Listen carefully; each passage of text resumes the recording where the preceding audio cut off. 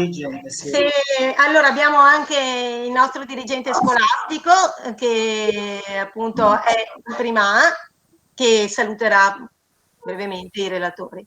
Sì, buongiorno a tutti, do il benvenuto a tutti i relatori, ringrazio la professoressa Mantiero per aver organizzato l'incontro e dare la possibilità ai nostri ragazzi di prima di toccare con mano anche delle tematiche che stanno a cuore al nostro territorio. Auguro a tutti un buon lavoro e siamo pronti ad ascoltare i vostri interventi. Grazie.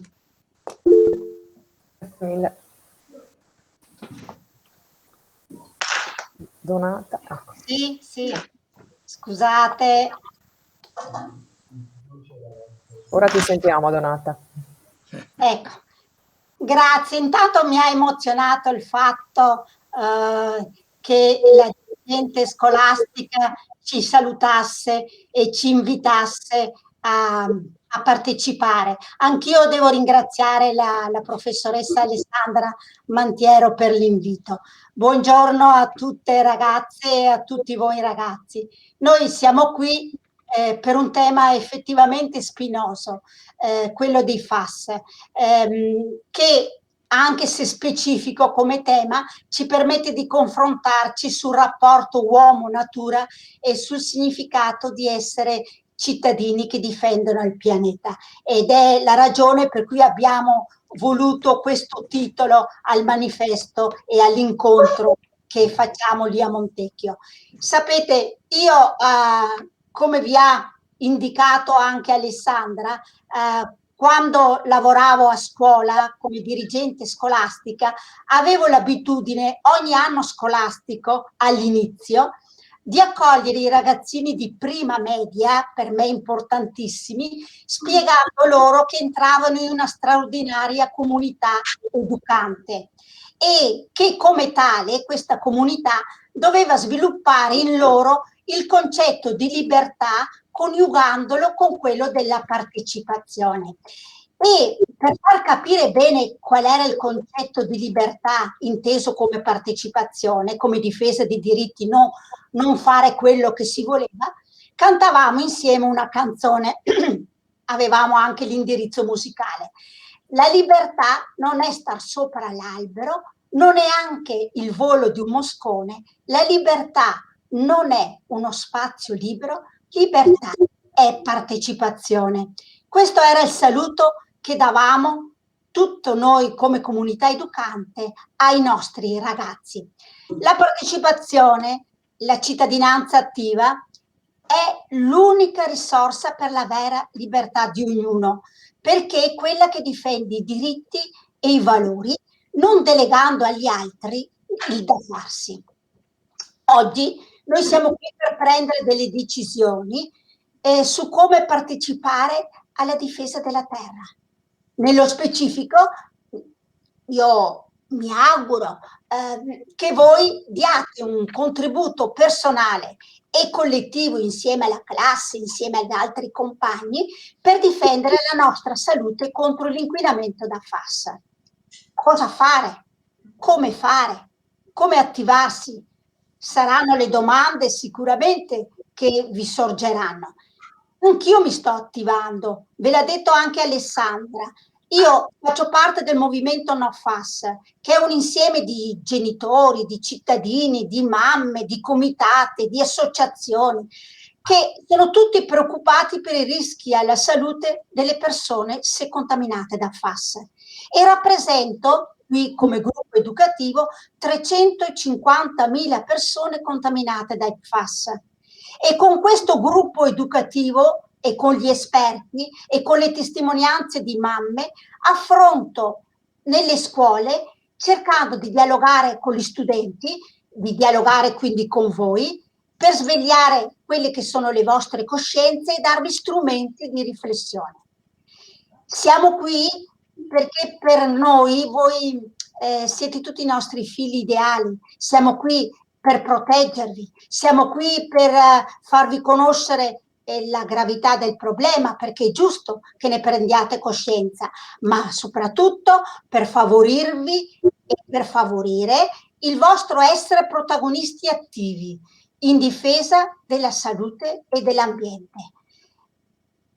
Quello che ci sorregge, ed è per questo che occupiamo tanto del nostro tempo, delle nostre energie, è la speranza che attraverso voi ci sia un cambiamento nel modo di pensare, nel modo di fare, nel modo di essere, mettendo la salute al primo posto nei valori della vita e combattendo ogni forma di inquinamento ambientale.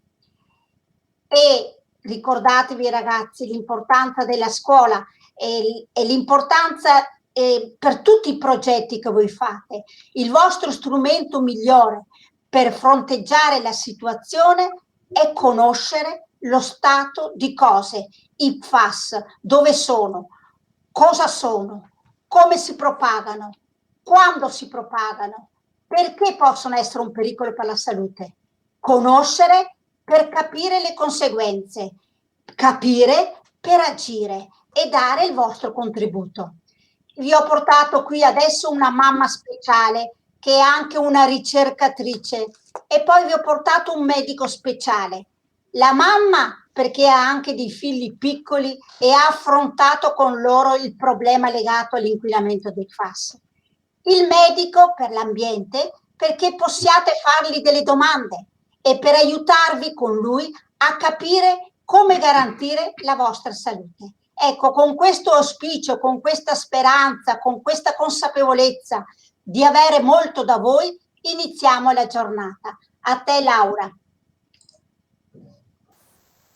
Grazie mille Donata, e intanto saluto tutti i ragazzi, i loro professori, chi ha promosso questa iniziativa all'interno della scuola e la dirigente che ci ha salutato. Sono veramente onorata, anche perché io ho 3 figli e la più grande fa la prima media, quindi è come parlare a mia figlia. So benissimo qual è il programma di quest'anno, ne hanno parlato anche loro ovviamente dell'acqua e si sta facendo molto anche dal punto di vista di educazione civica in prima media quest'anno, quindi sono particolarmente felice di poter parlare a voi.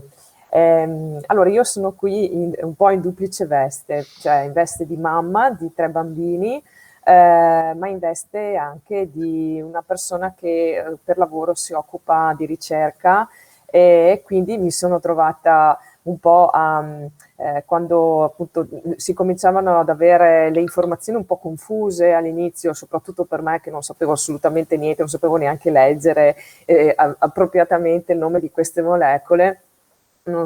Quindi si cercava di capire un po' com'era la situazione e spesso trovavo difficoltà magari anche a spiegare ai miei figli cosa stava succedendo, perché c'erano magari delle limitazioni all'uso dell'acqua o mi stavo semplicemente preoccupando anche della loro salute. Di fatto quello che è successo è che ho scoperto, anche grazie proprio a persone che si erano già mosse prima di me su questo ambito, come ad esempio la dottoressa Albiero e il dottor Fazio, che purtroppo abito in una zona ad elevata contaminazione da PFAS per quanto riguarda sicuramente la contaminazione di tipo diciamo della matrice acqua, che voi sapete quanto è importante per la vita. Quindi noi dobbiamo fare di tutto per preservare questa importantissima fonte di cui necessitiamo per vivere e per star bene. Quindi dobbiamo evitare in tutti i modi che l'acqua venga contaminata soprattutto da sostanze che poi sono praticamente irremovibili, come queste, perché purtroppo sono sostanze non presenti in natura. Parliamo di sostanze create sinteticamente e che non vengono distrutte da quelli che sono i normali processi biologici, quindi permangono nell'ambiente per moltissimo tempo. Cosa possiamo fare noi nel nostro piccolo? Ora, sicuramente il dottor Fazio poi vi spiegherà di tutto quello che è dopo l'impatto sulla salute che possono avere queste sostanze, ma noi e soprattutto voi possiamo fare una differenza enorme. E la differenza è nel comportamento, cioè nell'utilizzo di materiali che non contengano queste sostanze, il più possibile. Come facciamo noi però a capire dove si trovano queste sostanze? Perché qui c'è purtroppo il barbatrucco. Non è scritto in etichetta quasi mai, se non mai, se i prodotti contenenti FAS hanno effettivamente una di queste molecole dentro. Però qual è il trucco che abbiamo noi? Il trucco è sapere che tipo di comportamento hanno e perché queste sostanze sono utilizzate normalmente in tantissimi campi industriali, per evitare magari di utilizzarle dove non servono. Io adesso vi faccio vedere un'immagine, vi farò un attimino la condivisione dello schermo. Un attimo solo, e vi faccio vedere il mio schermo intero. Sì. Allora, voi dovreste vedere adesso. Allora, dove possiamo trovare i FAS? I FAS sono sostanze che hanno caratteristiche, come dicevo, molto particolari, proprio hanno una particolarissima stabilità chimica, sono sostanze ignifughe, idrorepellenti, quindi voi capite la miriade di svariati utilizzi che possono avere, anche in articoli di utilizzo assolutamente comune. È vero anche che appunto sono utilizzi che possono essere già rimpiazzati con sostanze diverse.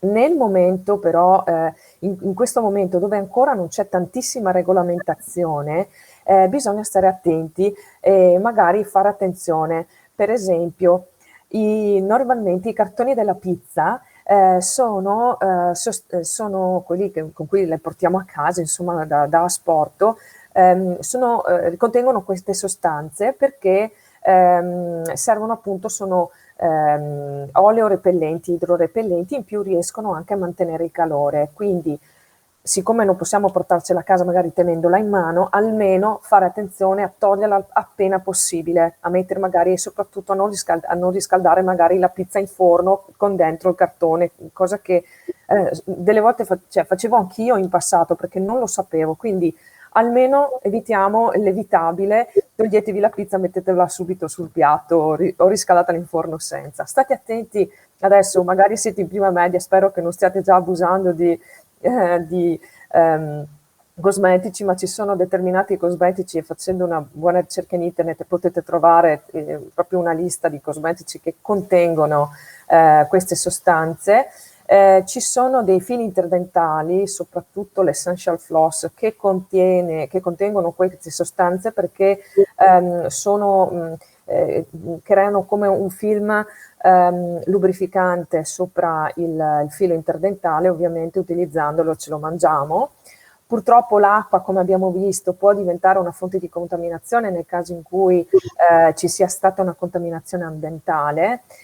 Ci sono ad esempio alcuni tipi di cinturini degli orologi che li contengono, e dei trattamenti che vengono fatti su delle maglie, su degli indumenti per renderli idrorepellenti, olio repellenti. Purtroppo si può trovare nella polvere, soprattutto in zone magari dove ci sono industrie che possono rilasciare queste sostanze nell'aria, ma è importantissimo per voi, fate attenzione ad esempio a questi sacchetti per fare i popcorn, probabilmente li vedete al supermercato, sono comodissimi sicuramente, sono dei sacchettini che si mettono dentro al microonde, in pochissimi minuti si cominciano appunto a scoppiare i popcorn che sono dentro e gonfiano il sacchettino, però questo sacchettino è fatto in modo proprio per evitare che si attacchino i popcorn all'interno, è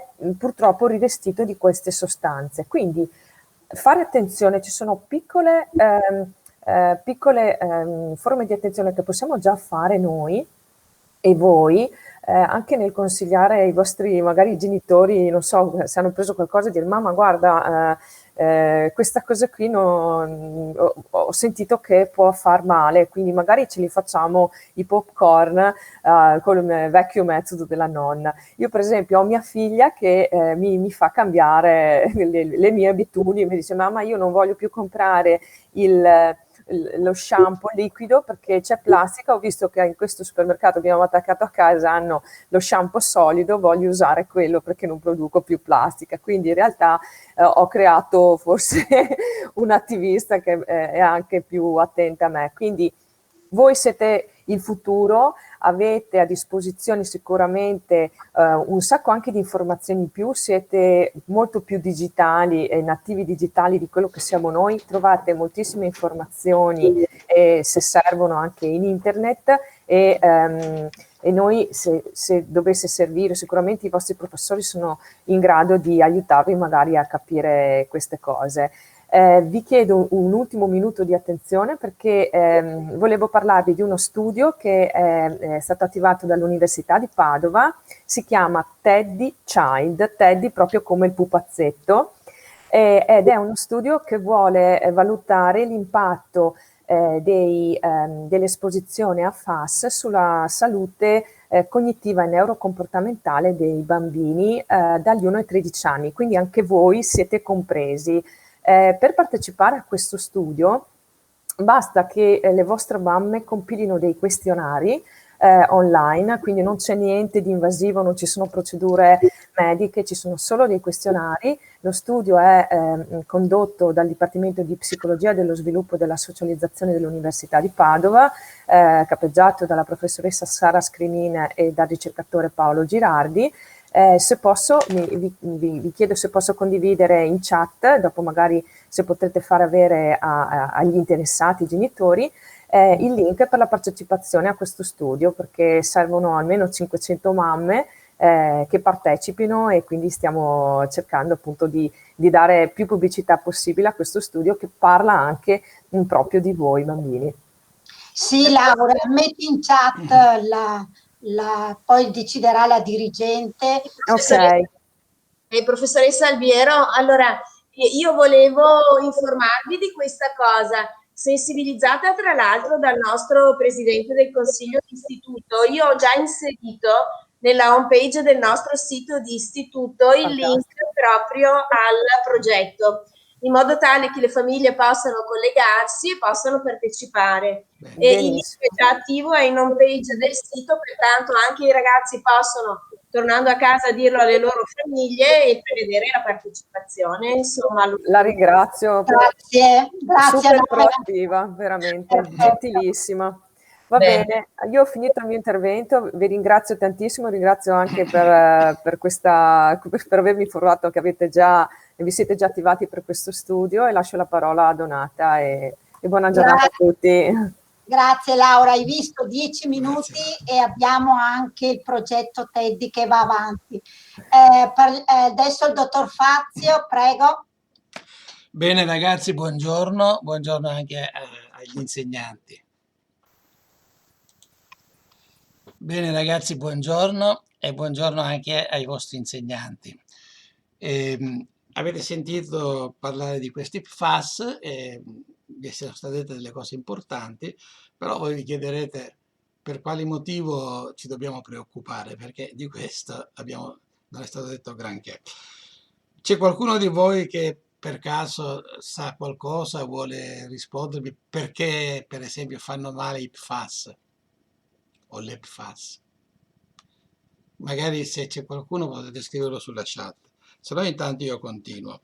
Allora, intanto vi spiego, queste sostanze cosa sono? Appartengono a un gruppo di sostanze che si chiamano sostanze POP, che vuol dire sostanze, in inglese, sostanze che hanno il carattere della persistenza nell'ambiente. Cosa vuol dire l'ambiente? Vuol dire che noi che facciamo parte dell'ambiente, tutti gli animali e tutte le piante, siamo a rischio perché queste sostanze attraverso l'acqua e attraverso gli alimenti entrano dentro di noi.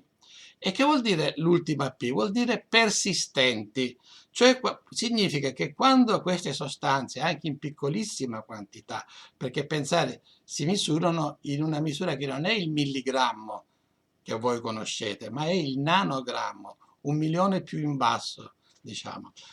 Bastano pochi nanogrammi perché queste sostanze facciano molto male al nostro organismo e a quello degli animali e anche alle piante. Quindi quando queste sostanze vanno nell'acqua, vanno a finire dentro le piante, vanno a finire negli animali che bevono l'acqua, che mangiano l'erba, oppure che mangiano il grano turco e così via. Perché sono persistenti? Perché quando queste sostanze entrano nel vostro corpo, nel nostro corpo, rimangono tanti anni. Non è, se noi prendiamo per esempio qualcosa che ci fa male e facciamo un'indigestione, dopo 2 o 3 giorni il nostro organismo la butta fuori, perché noi siamo abituati, in milioni di anni gli organismi viventi sanno difendersi dai veleni, dalle cose che ci sono in natura. Purtroppo queste molecole, come è stato detto dalla Laura, invece le abbiamo fabbricate noi uomini e non assomigliano a niente di quello che c'è in natura. E quindi i nostri organismi e gli organismi degli animali e gli organismi delle piante fanno molta fatica a eliminarli, anzi non le eliminano per niente. Praticamente man mano che si rinnovano col tempo le cellule del nostro corpo e vengono quelle nuove, quelle vecchie che hanno questi PFAS cadono via, ma ci vogliono anni e anni. E voi capite che in tutti questi anni questa roba si accumula, perché se oggi ne prendo 10 nanogrammi, domani altri 10, domani altri 10, magari quei 10 sembrano pochi, però alla fine dell'anno io ce li ho tutti dentro ancora. E quindi sono tanti. Ecco perché noi, e queste sostanze che entrano dentro di noi e che non sono sostanze naturali, provocano tante malattie, anche malattie gravi. E per questo dobbiamo cercare di impedire che entrino nel nostro corpo. Noi stiamo studiando tanti modi anche per combatterle e abbiamo anche trovato delle risposte per combatterle. Però noi sappiamo che la cosa più importante nella medicina è la prevenzione. Cioè io non devo aspettare di ammalarmi per poi prendere le medicine. Perché vedete voi da bambini avete fatto anche i vaccini. Perché?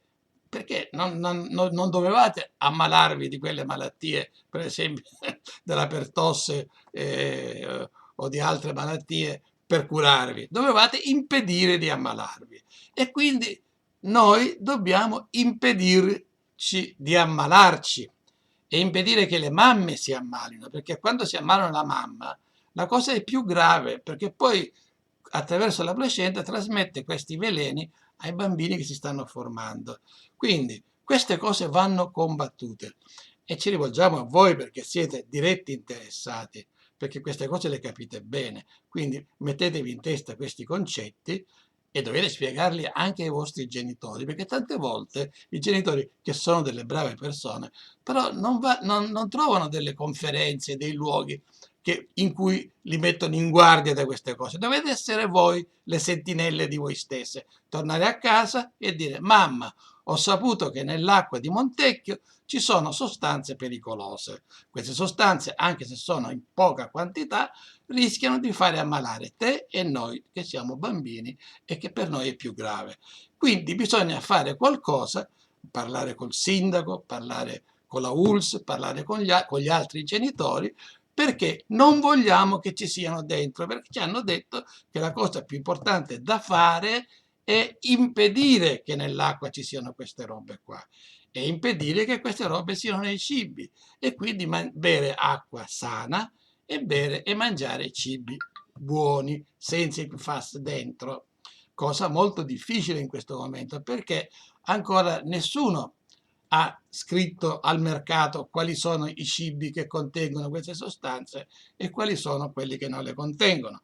E quindi dovete spiegare ai vostri genitori che chiedano anche alla ULSS di controllare i cibi che vanno sul mercato e se per caso, come succede per esempio nella zona rossa, si chiama zona rossa la zona di Lonigo, laggiù anche dove abita la nostra amica Laura, dove a causa dell'acqua che arrivava con l'acquedotto, pensate un po', con l'acquedotto, l'acqua del rubinetto, era piena di questi PFAS, perché pescavano dentro dei pozzi che erano stati avvelenati da una fabbrica che si chiama Miteni e che buttava sempre nell'ambiente gli scarichi, e lei fabbricava PFAS e questi scarichi sono finiti nelle acque profonde. Voi sapete che gli acquedotti, l'acqua del rubinetto da dove viene?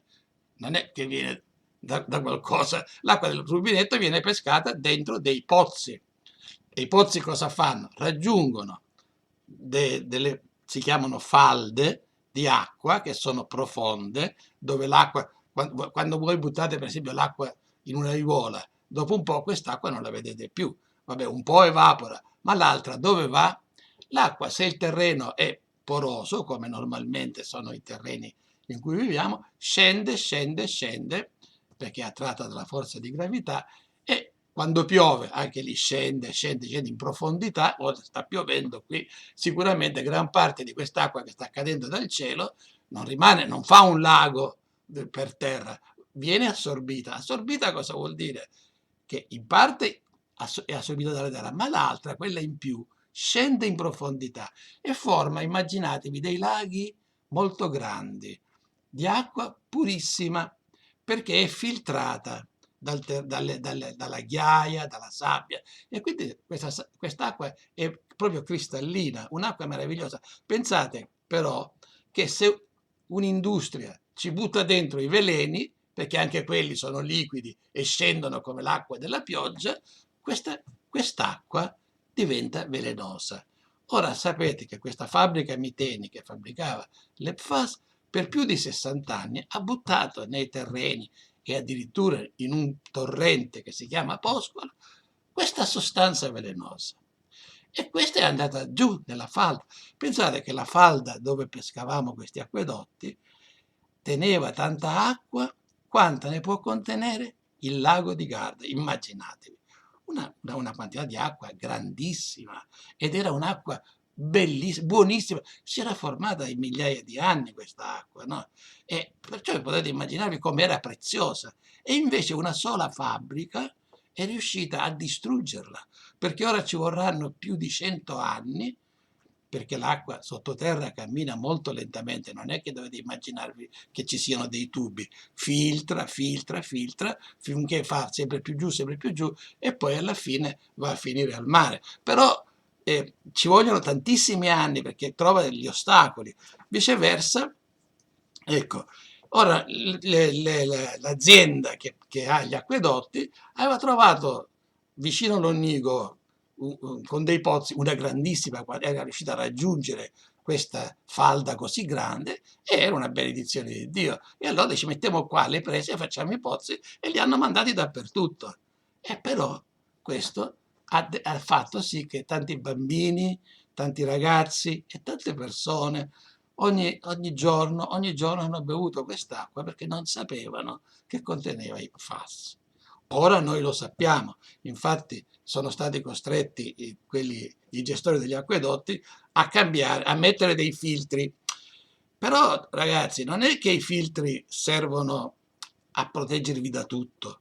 Sì, la maggior parte delle molecole vengono fermate, quelle grandi, ma quelle più piccole, quelle fatte con 4 atomi, voi ancora non avete studiato la chimica, ma sapete che gli atomi sono le particelle più piccole, poi mescolandosi con altri formano quelle che si chiamano molecole. Insomma, queste sostanze, se sono troppo piccole, anzi è sicuro che riescono a filtrare, quindi anche quelli che ora bevono l'acqua filtrata rischiano di bere una piccola parte di queste sostanze. Voi sapete che, siccome abbiamo detto prima che queste sostanze impiegano tanti anni per andare via, anche loro corrono un rischio e quindi devono avvertire i genitori di questo, perché il problema non è quello di togliere i PFAS dall'acqua, ma è quello di non metterceli.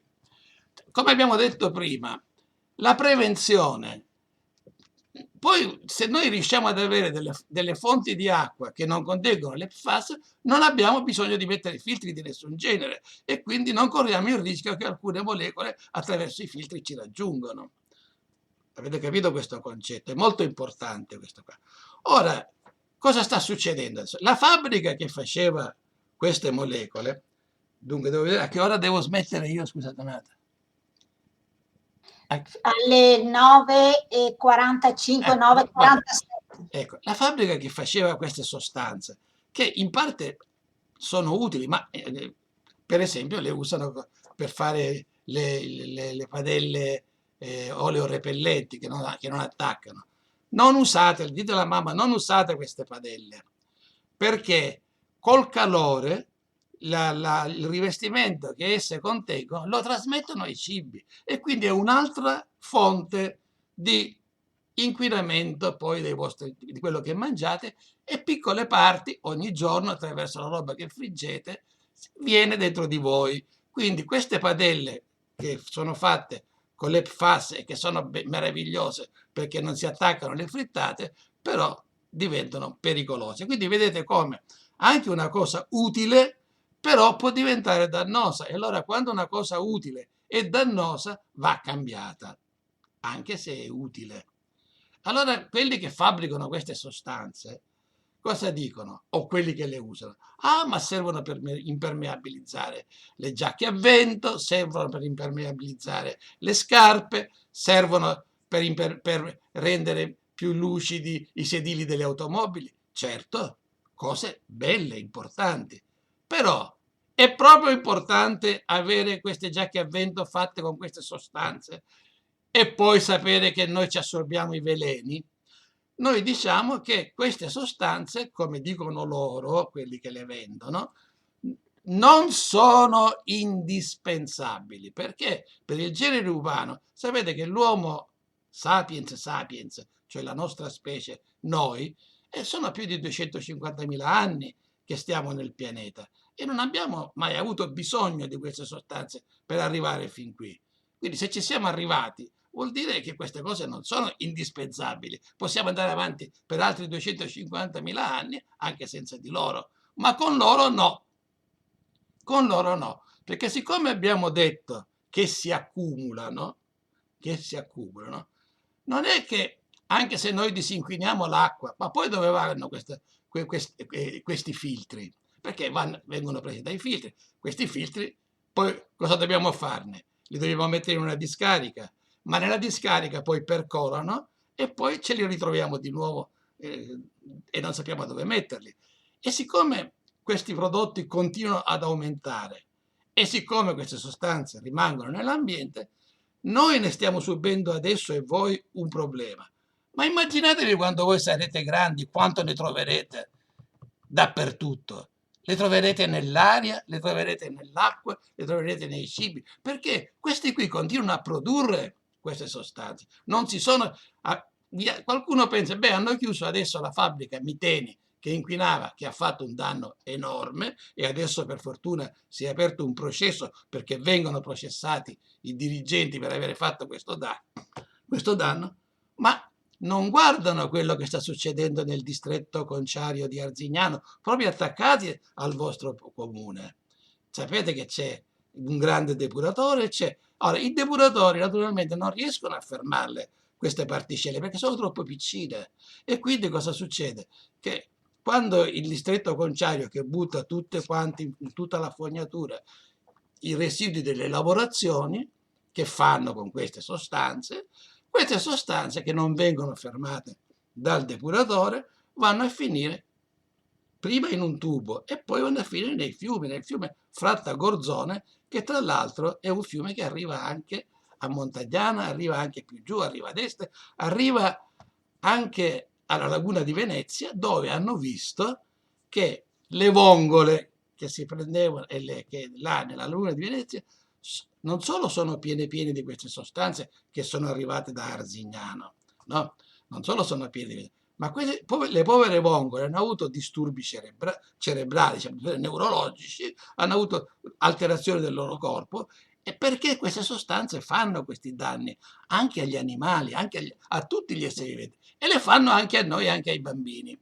Quindi la nostra lotta è quella di dire, intanto, e questo lo capite anche voi, che queste sostanze l'umanità ne può fare a meno, e quindi a livello generale, ma questo è un discorso di livello generale, devono essere sostituite con altre sostanze che siano sopportabili dal pianeta.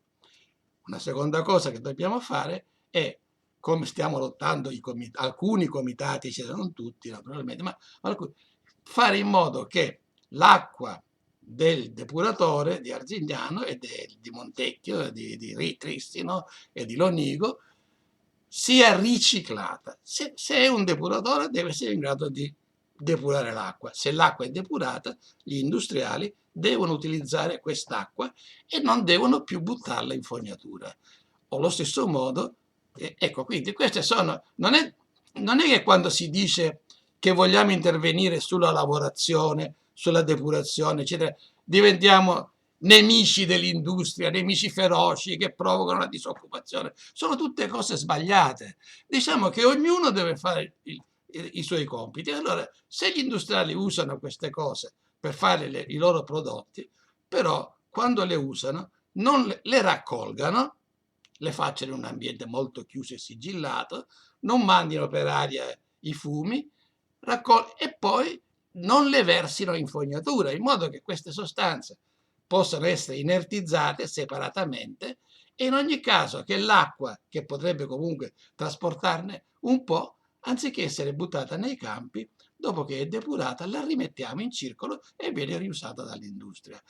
Non sono cose difficili da capire. Voi dovete adesso, e io sto finendo, perché non vi parlo di tutte le malattie, perché sono cose anche da grandi, però sappiate che sono brutte malattie e dovete difendervi, dovete andare tutti a casa dalla mamma, dai vostri genitori, perché siete voi ormai i veri paladini dell'ambiente, perché se non lo fate voi, il prezzo lo pagate soprattutto voi quando diventerete grandi e vi accorgerete di ammalarvi, perché ci si può ammalare anche dopo tanti anni, non è che ci si ammala subito quando si prendono questi veleni. E quindi tornate a casa e così voi fate un lavoro veramente utile per l'ambiente, diventate fin da ora dei cittadini attivi e potete fare questa attività proprio nell'ambiente in cui vivete, tra i vostri compagni di scuola, spiegandogli quello che si deve fare, e lo potete fare soprattutto a casa vostra, dicendo: mamma, intanto niente più la padella antiaderente perché ci avveleniamo, ma poi guardate che dovete andare dal sindaco, dovete andare dal presidente dell'USE, eccetera, a dire che gli industriali la smettano di buttare queste sostanze nell'ambiente, che l'ambiente siamo noi. Va bene? Ecco, quindi ricordatevi ancora una volta di dire alle vostre mamme: guardate quanto siete importanti, perché magari la mamma non lo legge quello che c'è scritto nell'albo della scuola, nel sito della scuola, ma quello che dite voi lo sente però. E dite: mamma, stanno facendo questa ricerca del Teddy Boy, che vuole sapere se il fatto che siamo in queste condizioni sta provocando dei problemi anche ai nostri sentimenti, alla nostra felicità, alla capacità di essere sereni, oppure ci sta facendo diventare depressi, soffriamo, non abbiamo più piacere di vivere e così via. Siete voi i veri paladini dell'ambiente, e anche in questo caso andate a casa e, oltre a parlare delle PFAS di cui abbiamo parlato questa mattina, voi andate a dire: mamma, ricordati di prendere il link oppure di telefonare a scuola, perché io voglio, lo pretendo perché sono tuo figlio, che tu riempi il questionario. Va bene ragazzi? Buon lavoro. Ecco, grazie dottor Fazio. Allora ragazzi, noi abbiamo gettato il seme, è un'oretta scarsa, quindi non potevamo fare altro. Ci sarebbe piaciuto anche ricevere delle vostre domande, rispondere alle vostre domande. Sappiate che noi siamo disponibili. E comunque noi speriamo che questi input vi siano di riflessione con i vostri docenti e le vostre famiglie. Una domanda ve la pongo io, anche se non ricevo una risposta immediata. Voi che cosa siete disposti a fare per voi stessi e anche per gli altri? Ricordatevi, ognuno di voi è indispensabile e non è vero che voi siete troppo piccoli che non contate. Io quando mi si dice così racconto sempre una favola africana, un'antica favola africana che racconta, l'ho raccontata anche la mia nipotina di 9 anni l'altra ieri, racconta del giorno in cui scoppiò un grande incendio in una foresta. Tutti gli animali abbandonarono le tane e fuggirono spaventati. Mentre fuggiva veloce come un lampo, un leone vide un colibrì che stava volando nella direzione opposta. Dove credi di andare? Chiese il re della foresta al colibrì. C'è un incendio, dobbiamo scappare. Il colibrì rispose: io vado al lago per raccogliere l'acqua nel becco da buttare nell'incendio.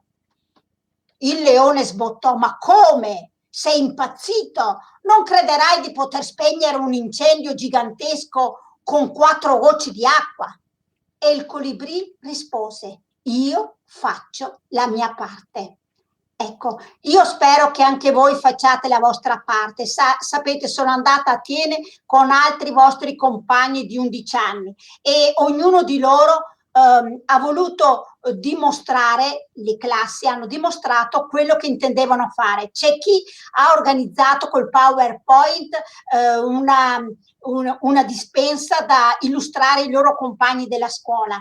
Poi altri invece mi hanno scritto una poesia sui FAS e una classe addirittura ha inventato un videogioco sulla fabbrica di morte e l'eroe, che erano loro, cosa faceva rispondendo a dei quiz per andare poi a chiudere questa fabbrica che procurava danni. Cioè un modo di essere di cittadini attivi, un modo di dare informazioni agli altri.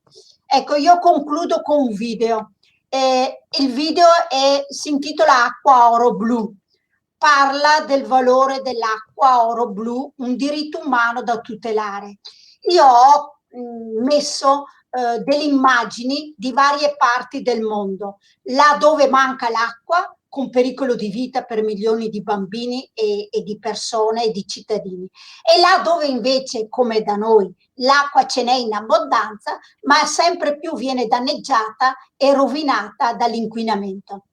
È un video che vuole testimoniare che ci troviamo in una fase critica nel pianeta, in un momento in cui l'umanità, noi, voi, deve scegliere il proprio futuro, più voi che noi grandi. Noi dobbiamo unirci, credo, anzi ne sono convinta, per costruire una società fondata sul rispetto della natura, sul rispetto dei diritti umani universali.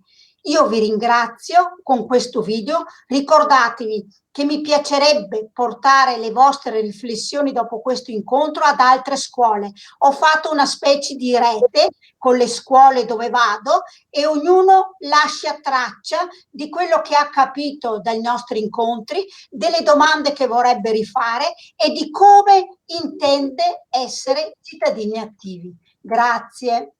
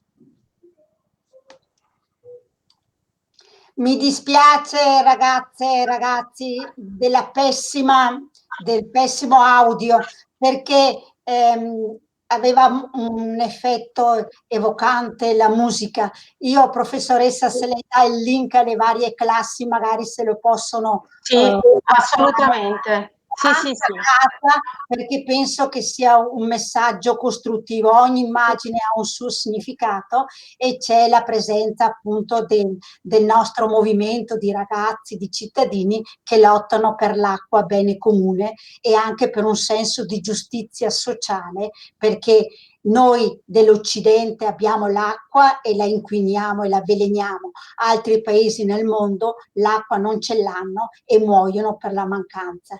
Ecco, io, professoressa, mi dispiace, un po' di disguidi, ma noi pensiamo, ci abbiamo messo il cuore e la testa nel venire con voi. Siamo disponibili a qualsiasi vostra richiesta, a domande ancora che ci devono essere, a documenti se li ritenete preziosi, e se volete contribuire, portateci i vostri lavori e noi saremmo contentissimi, li mettiamo agli atti, e alla fine dell'anno, quando farò una relazione finale su quello che abbiamo fatto, con orgoglio potrò inserire la vostra scuola, dalla dirigente a voi che avete avuto fiducia e ci avete ascoltato. Grazie. Benissimo, io vi ringrazio appunto la professoressa Albiero, ringrazio il dottor Fazio, la signora Facciolo, e io veramente, è stato un intervento breve, ma penso che abbia dato molti spunti di riflessione ai ragazzi, che poi possono essere condivisi all'interno delle classi. Anche il video stesso sarà condiviso, è già stato condiviso con i docenti, che potranno poi tornare sul video per fare delle riflessioni anche su quello e prendere spunto. E io vi ringrazio tanto, perché secondo me la cosa fondamentale di oggi è stato anche quello di ricordarci che possiamo essere i protagonisti delle nostre scelte, che soprattutto i ragazzi devono essere i protagonisti delle scelte, e quindi penso che questo sia il messaggio forse fondamentale di tutto questo. Poi appunto le conoscenze, le informazioni, tutto questo viene di seguito, però se i ragazzi decidono appunto di prendere in mano la propria vita sin da giovani, no? Anche nelle piccole scelte quotidiane, penso che questo possa essere fondamentale, e di questo io vi ringrazio, e vi ringrazio anche per l'entusiasmo e per la disponibilità con cui appunto vi mettete a disposizione delle scuole per approfondire queste tematiche. Ecco, con voi ci vediamo domani con le altre classi, e proveremo di nuovo a vedere il discorso video, vediamo se magari riusciamo a migliorare anche il discorso dell'audio per domani. Casomai, professoressa, se vuole, io e lei proviamo, provo a trasmetterlo io e lei mi dice. Magari facciamo una prova e vediamo come si sente, altrimenti proviamo a capire come si può fare, comunque condividiamo con le classi lo stesso. Grazie. Va bene? Arrivederci. Grazie ancora. Arrivederci. Arrivederci. Grazie.